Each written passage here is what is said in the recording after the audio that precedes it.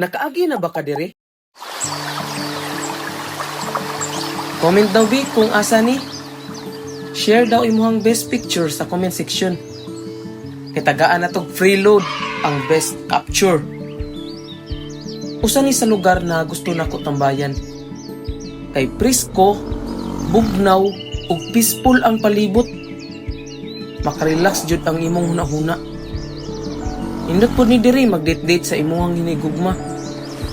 Kay makamuni-muni gyud mong duha. Pero ayaw lang sad mo og kumpiyansa. Delikado pod ni diri. Labi na lawm ang gabi. Namanggod mga istorya-istorya na daw kababalaghan diri. Daghan daw ang nakakita diri og white lady. Mao daw daghan sad madisgrasya diri.